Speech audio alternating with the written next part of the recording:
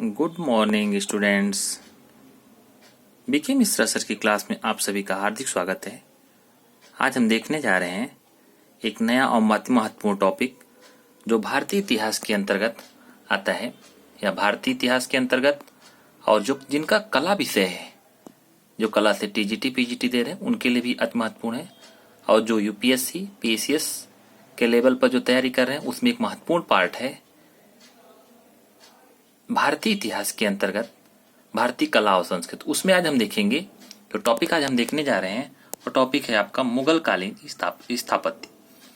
इस मुगल कालीन स्थापत्य के अंतर्गत कौन कौन से स्थापत्य को हम देखेंगे, किनके स्थापत्य को देखेंगे।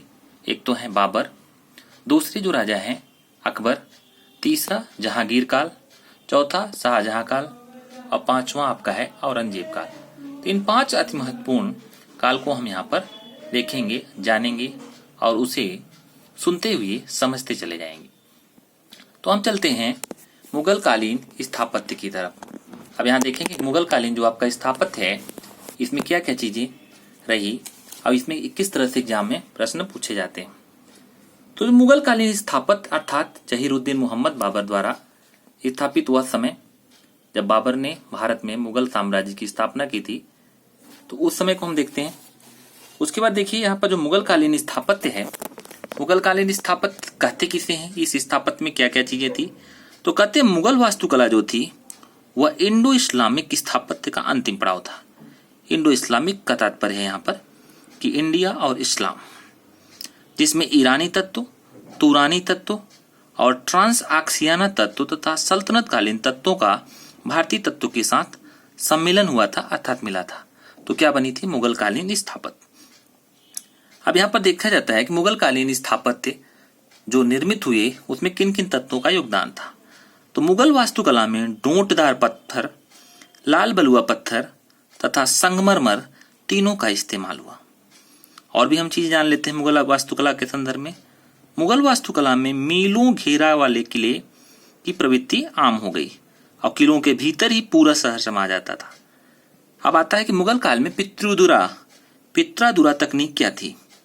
तो संगमरमर पत्थर पर जवाहरात के जड़ाऊ काम जो होते थे या मुगल वास्तुकला की अपनी पहचान या विशेषता थी, इसे कहते थे पित्रोदरा तकनीक।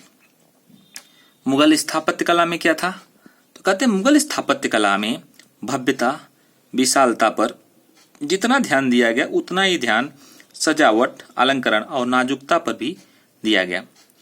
मुगल वास्तुकला का विकास कैसे हुआ, इसका क्रम देखिए यहाँ पर एक लिस्ट बनी हुई है। प्रथम, द्वितीय, तृतीय, चतुर्थ और पंचम, मतलब पहला, दूसरा, तीसरा, चौथा और पांचवा काल, इस तरह से कालों में इसको हम विभाजित किया गया है। तो मुगल वास्तुकला का विकास का शुरुआत बाबर से होती है। बाबर के बाद अकबर तक यह चरम पर पहुंचा विकास अकबर, और चरम पहुंचा यह शाहजहां पर, और पतन होने लगा आपका औरंगजेब तक। अब हम देखते हैं बाबर का काल। पहला काल जिसमें कि मुगल स्थापत्य का विकास हुआ था बाबर। तो बाबरनामा के अनुसार तत्कालीन वास्तुकला में संतुलन का अभाव था, इसलिए बाबर ने ध्यान रखा कि इमारतें सामंजस्यपूर्ण और ज्यामितीय हों। अब इसके अंतर्गत क्या आता है बाबर के समय में, तो कहते हैं कश्मीर जो है, कश्मीर का निशांत बाग, लाहौर का शालीमार बाग और पानीपत का काबुली बाग मस्जिद, संभल की जामा मस्जिद, अब्दुल बकी की द्वारा तैयार अयोध्या की बाबरी मस्जिद तथा आगरे का राम बाग और जहरा बाग बाबर काल की देन है। तो बाबर के काल में कौन कौन सी चीजें स्थापत्य के क्षेत्र में विकसित हुई, उसको एक बार फिर से सुन लेते हैं। कश्मीर का निशांत बाग, लाहौर का शालीमार बाग, पानीपत की काबुली बाग मस्जिद, संभल की जामा मस्जिद, अब्दुल बकी की द्वारा तैयार अयोध्या की बाबरी मस्जिद तथा आगरा का राम बाग और जहराबाद बाबर काल की देन है। अब और देख लेते हैं। बाबर काल में स्थापत्य में शिल्पगत सौंदर्य में कमी जरूर थी, किंतु इसकी विशालता अद्भुत थी और इस हेतु उसने अल्बेनिया से विशेषज्ञ बुलवाए थे। हुमायूं ने दिल्ली में दीन पनाह नामक भवन की नींव डाली। अब हम देखते हैं दूसरा काल, अकबर काल। अकबर काल में स्थापत्य कैसे विकसित हुआ। अकबर के शासन काल में हुए निर्माण कार्यों में हिंदू मुस्लिम शैलियों का व्यापक समन्वय दिखता है। अब यहाँ देखते हैं अबुल फजल के अनुसार। अबुल फजल जो अकबर के दरबार में रहता था, उसके अनुसार क्या है उस समय का काल, उसमें कला कैसे विकसित हुई मुगल कालीन स्थापत्य में। तो कहते हैं अबुल फजल के अनुसार सम्राट सुंदर इमारतों की योजना बनाता है और अपने मस्तिष्क एवं हृदय में के विचार से पत्थर एवं गारे का रूप देता है। अकबर काल में क्या क्या हुआ, तो कहते हैं हुमायूं मकबरा 1564 ईस्वी, आगरा का किला 1565 ईस्वी, लाहौर किला और फतेहपुरी सीकरी का किला, इलाहाबाद का किला तथा इन किलों की सैकड़ों इमारतों का निर्माण अकबर के काल में हुआ। अब हम देखते हैं हुमायूं का मकबरा। तो कहते हैं हुमायूं की विधवा बेगम हमीदा बानो बेगम की यह देन है हुमायूं का मकबरा। इसमें क्या हुआ है, किस किस चीजों का प्रयोग हुआ है। लाल बलुआ पत्थर द्वारा निर्मित तथा 4 बाग शैली पर आधारित इस इमारत के दोहरे गुंबद में संगमरमर का इस्तेमाल हुआ है और इस इमारत के डिजाइन पर भविष्य में ताजमहल बना।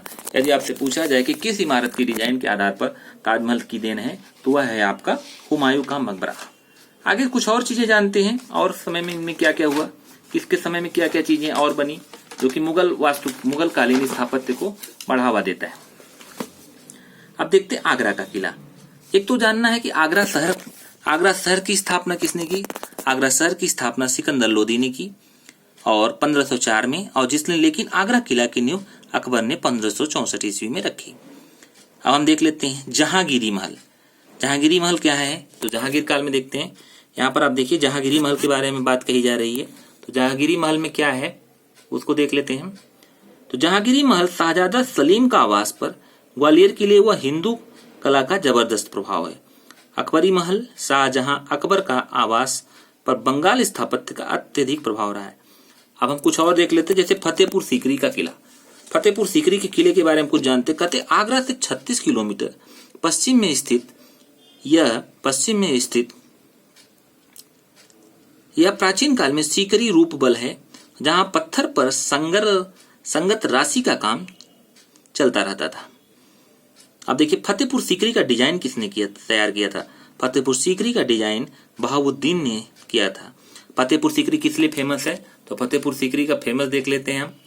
तो कहते हैं कि फतेहपुर सीकरी में दीवाने खास, जामी मस्जिद, इबादत खाना, सलीम चिश्ती का मकबरा, बुलंद दरवाजा, हिरण मीनार, मीना बाजार, ज्योतिषी की बैठक, हवा महल, पंचमहल, बीर महल, जोधा का महल, मरियम का महल तथा तुर्की सुल्ताना की कोठी आदि भवन हैं।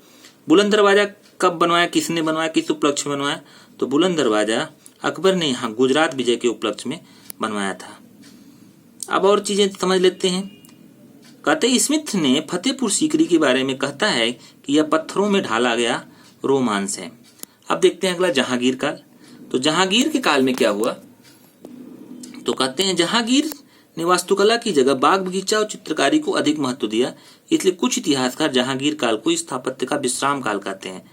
जहांगीर काल में अकबर का मकबरा सिकंदरा, एतमादुद्दौला का मकबरा आगरा, अब्दुल रहीम खान खाना का मकबरा आगरा, अनारकली का मकबरा श्रीनगर, जहांगीर का मकबरा लाहौर, दिलकुशा बाग लाहौर, शालीमार बाग कश्मीर आदि वास्तुकला के महत्वपूर्ण उदाहरण हैं। अगला देखते हैं सिकंदरा स्थित जो अकबर के मकबरे पर हिंदू, मुस्लिम, बौद्ध